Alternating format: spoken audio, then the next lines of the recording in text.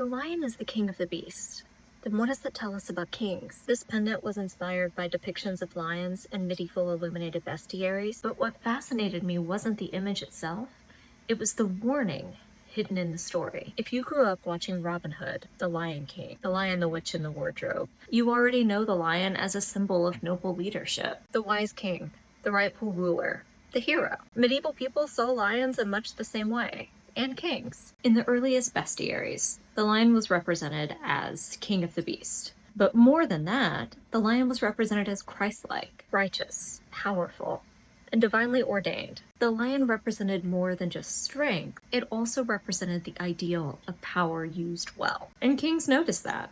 The Plantagenet kings adopted lions as royal symbols.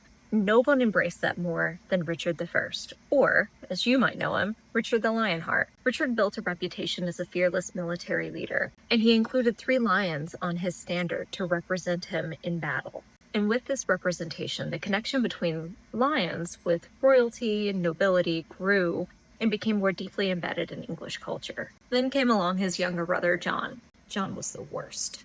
John inherited the crown and the symbolism of the lion.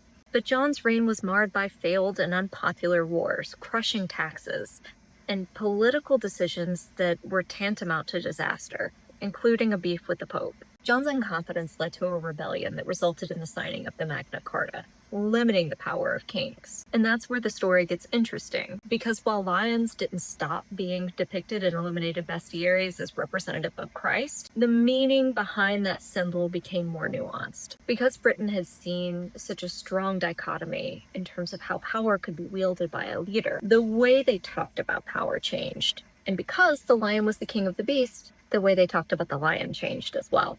In the centuries that followed, medieval writers still depicted lions as symbols of Christ-like virtues, but they tempered those stories with warnings about pride, wrath, and the dangers that come with unchecked power. So the lion remained king of the beast.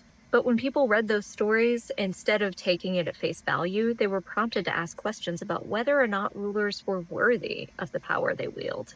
And that's what drew me to this image. This pendant uses the color scheme of the medieval illumination that inspired it. But the reason I wanted to make it has less to do with lions and more to do with people. For thousands of years, we've used stories about animals to talk about ourselves, about who deserves power, what makes a good leader, and what happens when people in positions of power choose to serve themselves instead of the people they're there to protect. Anyway, history doesn't repeat, but it does rhyme, and I made a pendant about the rhyming.